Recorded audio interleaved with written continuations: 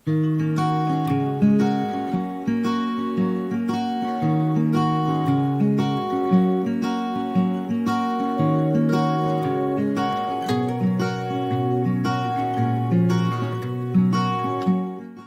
นี้นะคะก็เป็นจุดที่ฮ่องกงนะคะเขามีการผลิตหอยมุกนะคะไข่มุกจะอยู่ใกล้ๆกับหาดที่นักท่องเที่ยวนิยมมาเที่ยวมากที่สุดนะคะ Hello now. Hello Ni. My name is David and welcome to our Pearl Farm in Saigon. So our association is called Hong Kong Pearl Cultivation Association and I am a pearl farmer, but I also now use pearls as an educational tool to share about sustainable development as well as our Hong Kong cultural heritage. Okay, so the reason why I am growing pearls in Hong Kong is not just because pearls are so beautiful, I want to grow pearls and live on the sea. It's actually very difficult to grow pearls in Hong Kong. It's very expensive. Yes. But then I realized that the whole world does not know much about pearls. They don't know where they come from and they don't know that pearls are actually, there's a lot more to pearl cultivation and the relationship with the sea than what we normally see. The reason is because, first of all, traditionally we have the ocean. Okay. So just like Thailand, right? Yes. You have the ocean and people would get the fish, right? Yes. And then for the money. Yes. But then in Hong Kong, because Hong Kong is now a financial hub, right? It's all about money. Yes. So, and then it gets a lot more expensive to grow the fish. So this is why Hong Kong's fishery is not as big as before anymore. But then Hong Kong being a peninsula, we have a lot of water resources just like Thailand, but we are very expensive. So this is why in 2015, I have proposed to the government that, hey, why not use pearls to help the aquaculture industry? Sorry. Because first of all, we have the pearl. When we grow the pearls, right? Then we have the pearls, the pearl powder for facial, and medicine. And for the shells would be for the art. The meat we created XO sauce. We create our sauce for it, for food. And of course, basically the shell, the powder, and the pearls. Okay, so 100% usable. Yes. And Part of yes, so good income. Why not? But then here's another thing. While we are growing the pearls, the pearl oysters can clean the waters, which can improve the environment, great for the fish, and more income. So that's how we started. But then, as I was doing the pearl cultivation more, I was doing a lot of researches on the history of Hong Kong. And what I found is that Hong Kong actually has over 1,000 years of history related to pearls. And then if we talk about China, we are talking about over 5,000 years of histories. So, right, like at the very beginning, right, pearls were very rare. They were only found in the sea, right, and very, very expensive. So the countries would use the pearls as tributes between nations. So gifts for the kings, yes. And then, but then because people, the kings, they got greedy. They wanted a lot of pearls, and because pearls were very, very, very expensive, right? So they have decided to just send a lot of people down to the sea and get all the pearls, which is very bad. A lot of people died. So, and then after a couple thousand years, no more pearls. So we started to do pearl farming. Pearl cultivation. So from here to here. So this is basically our history from pearl hunting all the way to pearl farming. Okay, now let's dig a little bit deeper. This is our history. This photo was actually from Ming Dynasty. Ming Dynasty, which is around 1600s, mid 1600s and on. So this one, this picture shows a pearl lugger, and then you've got the people right here helping out, and you've got the pearl divers. So imagine this is 30 meters deep, and was there any scuba diving gears? Scuba diving, diving gears, diving like okay, Deep down. deep down. Okay. How do you dive in 30 meters deep? It's not that easy if we say it's our own. Yes. You basically cannot, right? Yes, we cannot. Well, for them, right, in order to dive down into the sea very quick, right? What would you do? Very quick, 30 meters deep. Maybe you have to put something on the body to Like what? stone. Yes. So they have the stone, the rope, and then tie around the waist, Okay. and then just throw the rock into the sea, and then zoom. And then how did get up?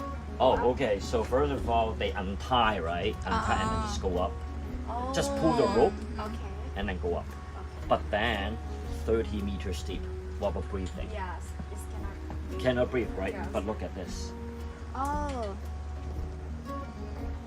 Now, this is Ming Dynasty, okay? Very ancient time. But how did they exchange the air? Yeah, that's a hard question. Now, what is long and stretchy back then? First of all, was there plastic? Plastic in Yeah. 1600s. Maybe the fish. How to say? Gills?